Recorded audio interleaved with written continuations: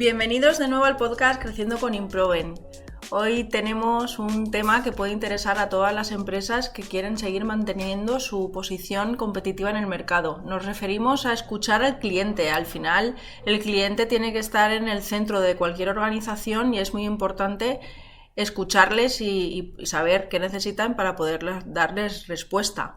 Para ello tenemos hoy con nosotros a Andrés Navarro, es senior de Improven, que nos va a desvelar todas las claves acerca del cliente, de cómo conocerle mejor. Bienvenido, Andrés, ¿cómo estás? Muy bien, muchas gracias, Carol. Antes que nada, agradecer al equipo de Improven por darme la oportunidad de poder hablar contigo y a partir de ahí, pues oye, vamos a compartir un rato, poder hablar de la voz del cliente y que conozca a toda la gente que nos va a escuchar, pues oye, en qué trabajamos normalmente en el día a día de Improven y del equipo de estrategia y de marketing.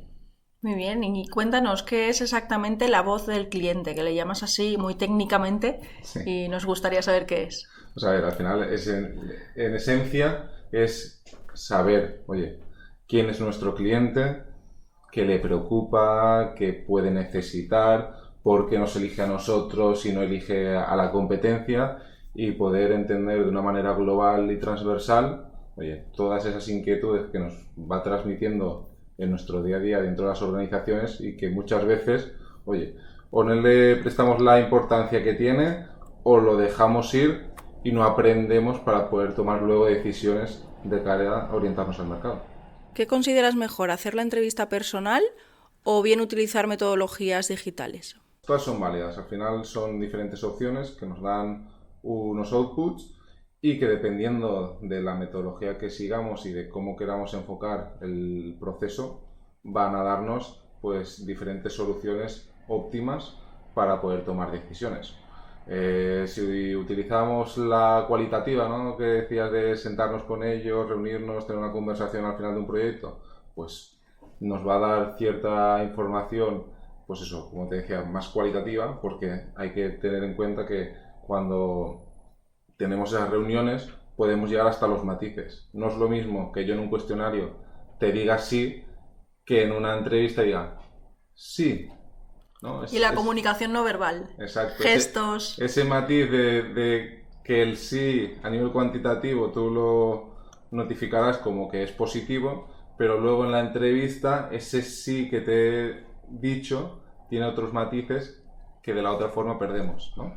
Y a nivel cuantitativo, pues ahí ganamos mucha eficiencia. ¿Por qué? Porque al final podemos lanzar una encuesta a 100, 200, 300 clientes y que ellos, en el momento que consideren más oportuno o cuando tengan un hueco más relajado, puedan contestarnos y nosotros poder luego analizar esa información.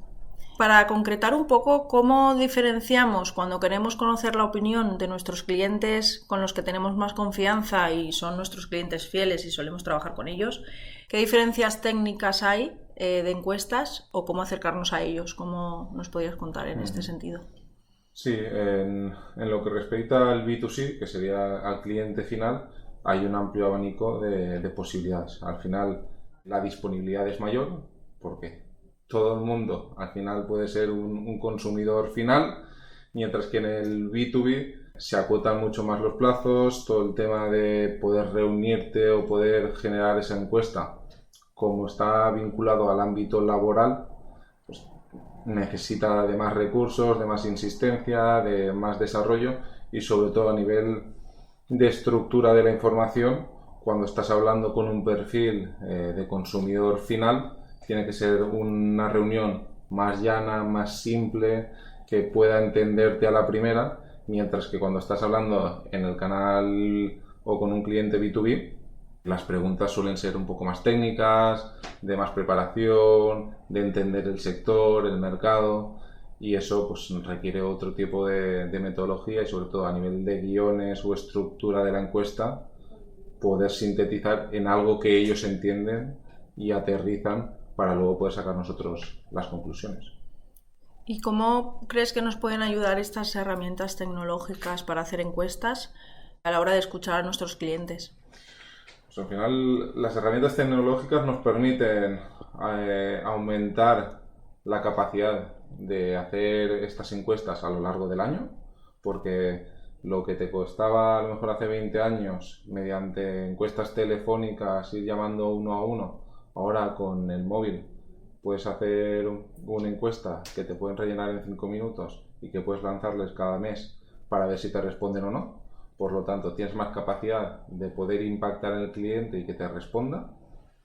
Y luego de poder monitorizar y hacer esos análisis de manera más continuada para poder pivotar y tener más flexibilidad en menor tiempo. Es decir, nos están ayudando a mejorar la velocidad de adaptación y también el coste al que poder hacer ese tipo de proyectos.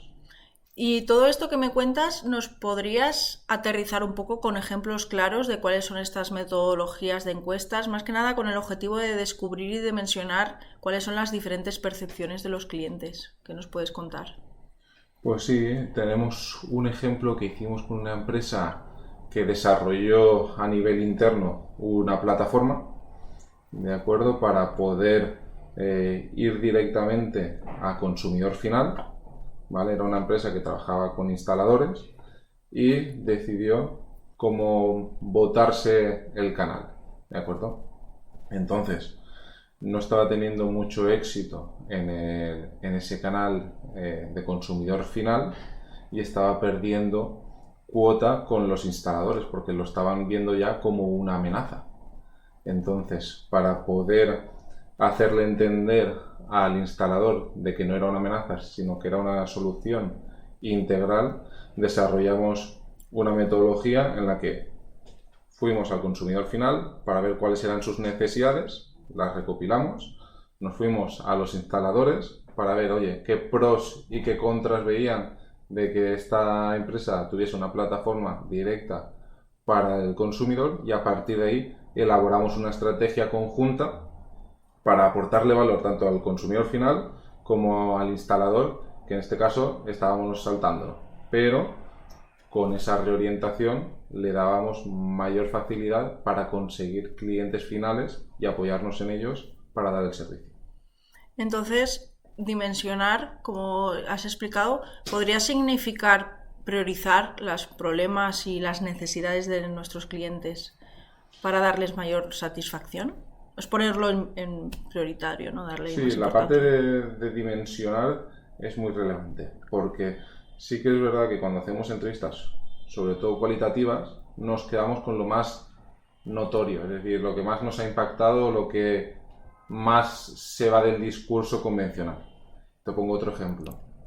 Una empresa en la que entregaban los productos en 48 horas. Y hay que entregar el producto en 48 horas. Es que nuestros clientes lo valoran mucho, lo valoran mucho, lo valoran mucho. Vale, vamos a comprobarlo. Hicimos entrevistas con sus clientes, les enviamos un cuestionario y al final nos dimos cuenta de que sí, que valoraban que tuviesen el producto en 48 horas, pero no lo necesitaban en 48 horas. A lo mejor lo necesitaban a una semana vista.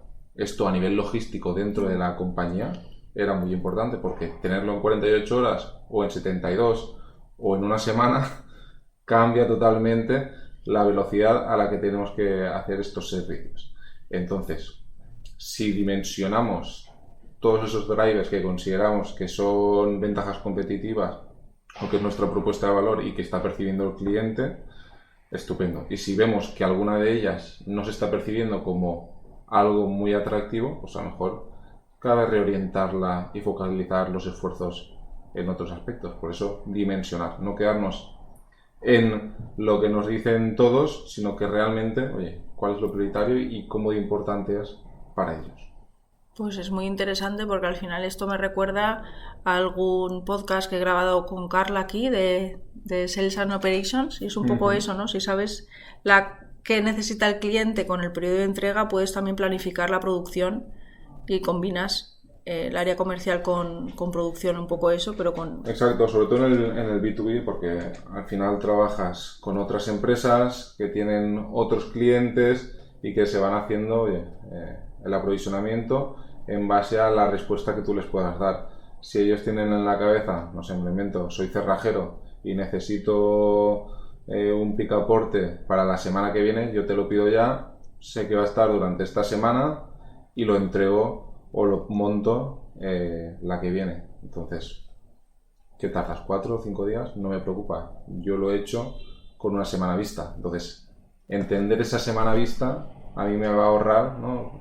Te habrá contado Carla, pues muchos costes logísticos que dentro de la compañía pues tienen un impacto luego en la cuenta de resultados. Claro, por eso, como dices, es importante saber cuándo necesita el cliente tenerlo, no tanto que lo valore, que se lo envíes antes, sino cuando lo necesitas, es la clave. Muy bien. Y todo esto que trabajamos de cara a los clientes, ¿podríamos hacerlo internamente en nuestra compañía? Se puede hacer internamente, pero aquí ya entramos en, partes interesadas. ¿Qué es lo que a mí me conviene? Si lo que me están diciendo me lo creo o no me lo creo. Y por eso se suele trabajar con terceros, que aportan una experiencia, una neutralidad, que están muy rodados en temas de entrevistas, de desarrollar cuestionarios, de ver qué es realmente lo importante, porque una vez nos ponemos en este tipo de proyectos, queremos preguntar de todo. Y a veces preguntar de todo, mareamos al cliente, hacemos cuestionarios interminables que nos acaban contestando a una velocidad que no tienen tiempo ni de reflexionar lo que se les está preguntando, y todo eso hay que acotarlo. Sí, por lo que me comentas, estoy entendiendo que un experto externo puede aportarnos ese conocimiento de metodologías cualitativas y cuantitativas que ayuda a entender mejor las respuestas de nuestro entrevistado y conocer a través de, por ejemplo, comunicación no verbal qué nos está queriendo decir. Sí, y te ahorra tiempos y recursos porque ellos pueden hacerlo a una velocidad que a lo mejor nosotros en el día a día pues, no podemos, porque tenemos 1000 frentes abiertos. Y, contratamos a un tercero, nos hace ese proyecto y nosotros les podemos facilitar, si es a nivel interno, una base de datos para que contacten con los clientes. Les avisamos de que les vayan a llamar una empresa X y a partir de ahí pues se inicia el proyecto y nosotros vamos vigilándolo, pero no estamos en ese día a día que un tercero especialista sí que tiene esa flexibilidad y ese manejo de poder, tanto en tiempos como en recursos, poder desarrollar el proyecto con garantías. Y si en estas encuestas, escuchando al cliente, ves que muchos se quejan de un punto en concreto de dolor, esto entiendo que afectará a la estrategia de la compañía. ¿Cómo puedes resolver esto? Sí, al final, en este tipo de proyectos, lo que ayudamos a las empresas es a poder tangibilizar esa queja continua o ese propósito o valor que tiene la empresa y que a veces por el día a día o porque no le prestamos la suficiente atención no ponemos en valor de cara a nuestros clientes. Entonces, ¿se detectan aspectos positivos? Muchos. ¿Se detectan aspectos negativos? También. Y esos aspectos negativos hay que trabajarlos, hay que generar una estrategia para poder, si no diluirlos, minimizarlos. Es decir, sabemos que este dolor lo van a tener nuestros clientes sí o sí. Pues, ¿de qué forma puede ser ese dolor menor? Pues, ahí sí que impactamos y damos una serie de recomendaciones dependiendo del perfil de empresa y de cuál sea el tipo de hándicap. Sí, al final escuchar al cliente va unido directamente con la estrategia de la compañía para que no perdamos ese foco. Sí, a nivel estratégico también estamos en proyectos en los que, por ejemplo, se desarrolla una solución innovadora, ¿de acuerdo? Que no tiene mucho que ver con el core business del negocio y que muy bien no se sabe qué hacer con ella. Es una idea que es buena, que es positiva, que puede dar una solución en el mercado, pero que muchas veces no se sabe implementar o cómo llevar al cliente, ¿de acuerdo? Entonces, nosotros nos ponemos en contacto con ellos, empezamos a hablar, tenemos reuniones, analizamos el mercado, entrevistas y nos damos cuenta de que, por ejemplo, en esta solución que te estaba comentando, no se ve a la empresa con esa marca como un referente o alguien que puede solucionar ese problema. No genera la confianza suficiente, ¿de acuerdo? Entonces, en este caso, le planteamos a la organización: está muy bien que hayas hecho este desarrollo, que hayas patentado esta solución, pero consideramos que a lo mejor es más interesante que esta solución se la vendas a un tercero especialista en integrarla y que así el cliente vea el aporte de valor que le puede dar. Porque contigo no se siente seguro. Y si no se siente seguro, en este tipo de producto es imposible que se pueda desarrollar un negocio. Y son algunas de las conclusiones que vamos sacando de estas entrevistas, de los cuestionarios y de las metodologías que utilizamos para poder focalizar sobre el cliente. Y antes de acabar, me gustaría que me contaras con qué ideas te quedas, cuáles son las claves con las cuales se tienen que ir nuestros oyentes. No perder la oportunidad de escuchar a nuestros clientes, de poner todos los sentidos en saber qué piensa, qué necesita y qué ven nosotros que no ven nuestros competidores o en el mercado, porque a partir de ahí vamos a poder generar una propuesta de valor diferencial y a nivel interno poder aplicar soluciones para dar respuesta a lo que quiere nuestro cliente, porque nosotros no hacemos más que responder a lo que quiere nuestro cliente, que es nuestro mercado, que son nuestras ventas y que es el futuro tanto del equipo que estamos trabajando en la compañía como del sector. Bueno, gracias Andrés y nos vemos en el próximo episodio. Un placer, Carlos.